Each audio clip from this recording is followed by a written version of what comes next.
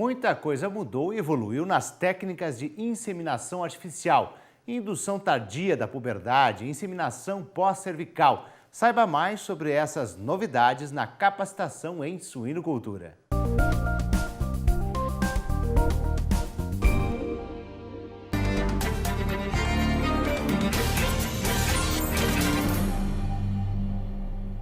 Olá pessoal, a nossa aula de hoje é a respeito de novas tecnologias que envolvem a inseminação artificial e o manejo reprodutivo dos suínos. O objetivo é discutir exatamente quais são as últimas tendências, quais são os últimos estudos e inovações a respeito desta fase tão importante da produção de suínos, que é o manejo reprodutivo. Então, desde a década de 80, há muito conhecimento consolidado, há muitas informações realmente consistentes a respeito de quais são os manejos e quais as tecnologias que impactam diretamente e que nos dão o melhor desempenho reprodutivo. Apesar disso, apesar de todo esse conhecimento consolidado, também há nos últimos anos muitas quebras de paradigmas e muitos manejos sendo alterados e algumas coisas que eram verdades absolutas há 10, 12 anos atrás, nos últimos 2 ou 3 anos tiveram bastante alterações. Nós acreditamos que existe uma mudança bastante significativa nas matrizes devido ao melhoramento genético, às modificações que aconteceram nessas fêmeas. Então, e além disso, todo o restante da tecnologia e dos avanços da suinocultura nos últimos anos. Então, nos últimos 5 anos, nós temos especialmente 3 pontos que são bem importantes e que tiveram alterações. Nós temos algumas coisas a respeito de manejo de marrãs, do manejo reprodutivo dessas leitoas de reposição. Nós temos alterações nos protocolos de inseminação, considerando protocolos de 24 horas. Nós temos também algumas novidades a respeito da alteração da técnica de inseminação artificial. Então, com essa já bastante difundida inseminação pós-cervical em suínos. Nós vamos discutir um pouco de cada um desses 3 pontos, ressaltando e comparando com o manejo anterior para que tenhamos um parâmetro, então, do que pode ser feito. É fundamental que se faça uma boa avaliação das condições de cada granja e uma definição da real validade de se alterar manejos e de se implementar, então, essas novas tecnologias. Cada granja precisa de uma avaliação detalhada da sua situação e não simplesmente alterarmos os manejos por alterar. Então, isso é fundamental, que exista bom senso no momento da adoção das novas tecnologias, da mesma forma com que nós precisamos ter o bom senso no momento de implementar qualquer mudança, qualquer alteração dentro de um sistema de produção. É fundamental que se faça a avaliação de retorno sobre o investimento, que se pese prós e contras de cada tecnologia para que a gente consiga realmente maximizar os resultados dentro das granjas.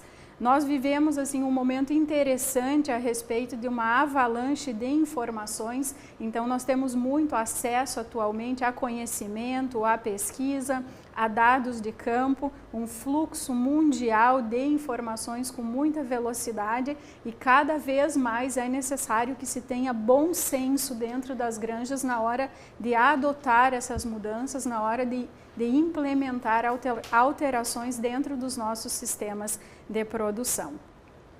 Quando nós falamos a respeito de manejo de leitoas, então de marrãs de reposição, uma alteração interessante, ou uma novidade interessante que surgiu nos últimos 5 anos, então é relacionada ao manejo de indução da puberdade.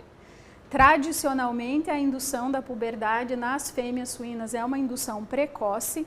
Nós temos, então, a partir dos 150, 160 dias de idade, o início do contato com o macho.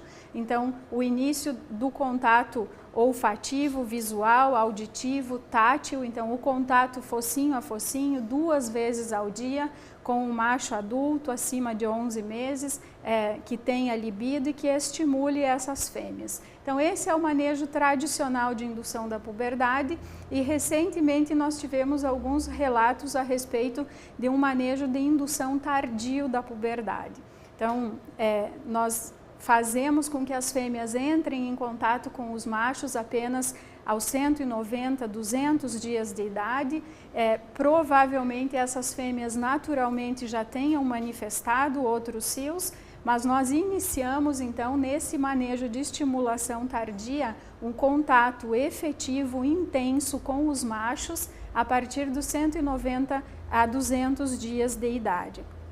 Os primeiros dados assim são de 2005, onde aumentar a idade das leitoas no momento do primeiro contato com o macho teve uma resposta muito boa de sincronização da entrada em cio dessas fêmeas. Nós tivemos praticamente a ausência daquelas fêmeas que manifestam estro atípico, então aquele cio que comumente no campo nós chamamos de cio de vulva, onde a fêmea tem edema, hiperemia de vulva, mas não tem o reflexo de tolerância ao macho, então ela não fica estática.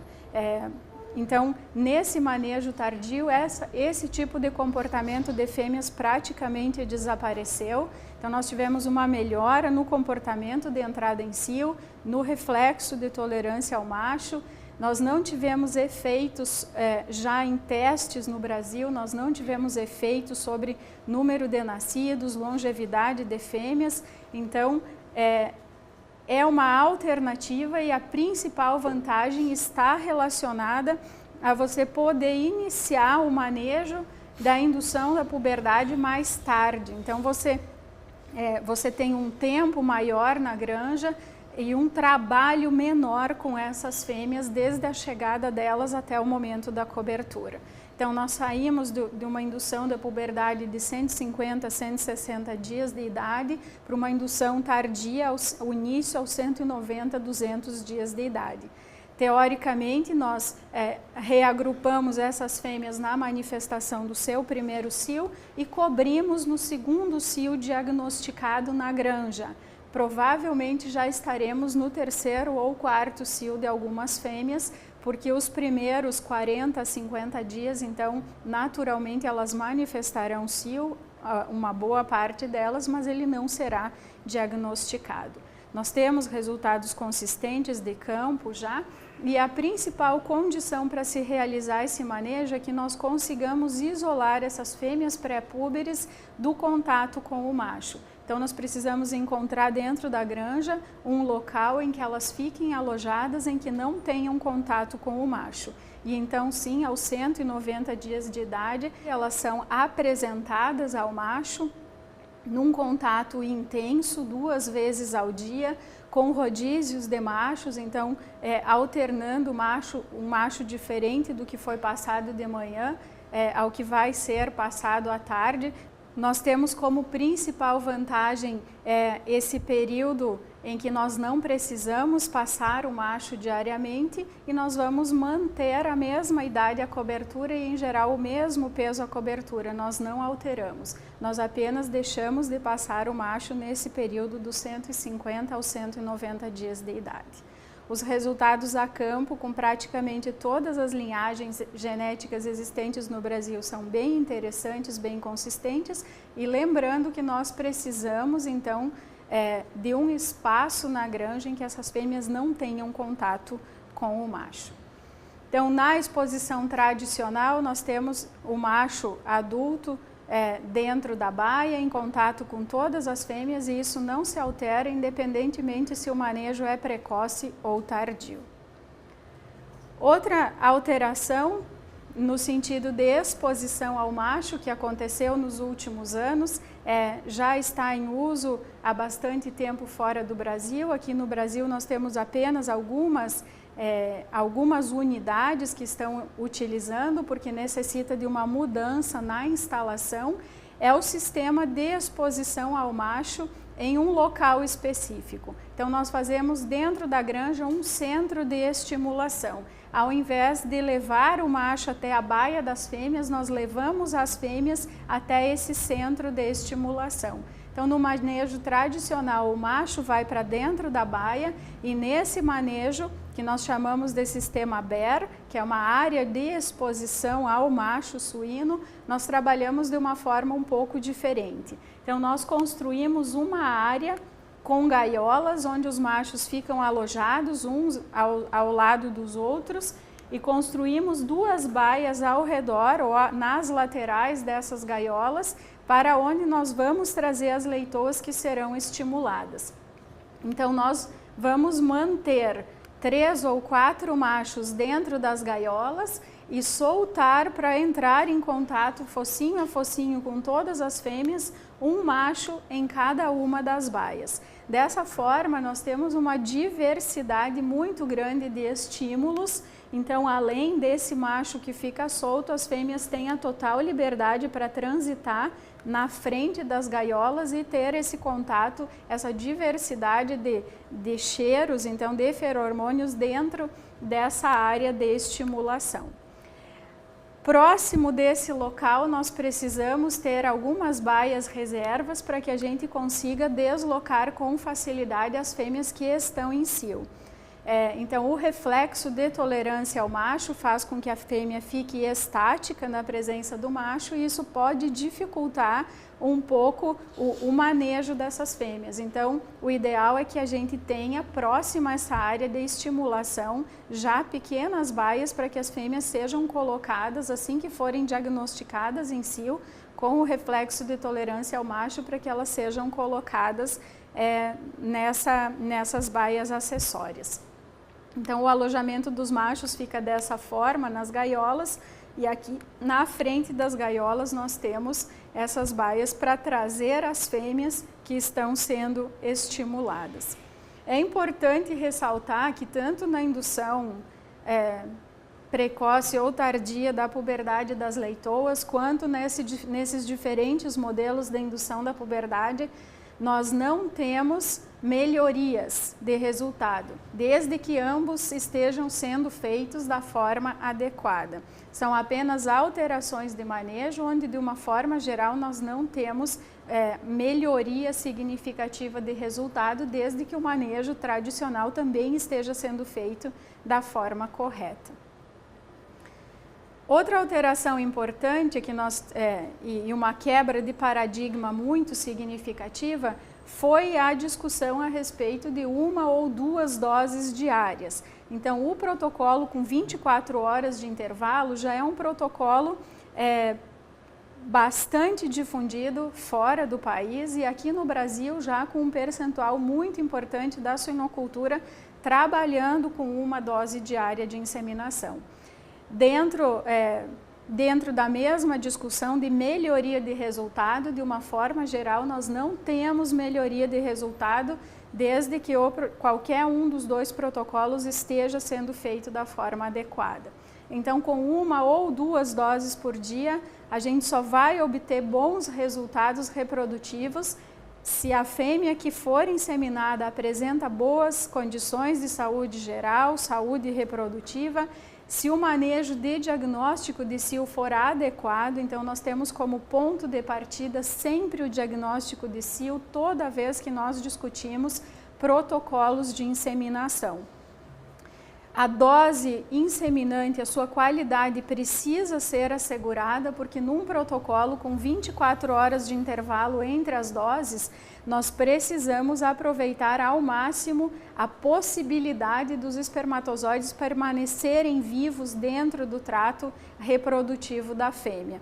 Então, nós vamos precisar de todos os cuidados na manipulação desses espermatozoides, desde o ejaculado até a inseminação, para que não existam danos e redução dessa vida útil do espermatozoide dentro do trato reprodutivo da fêmea.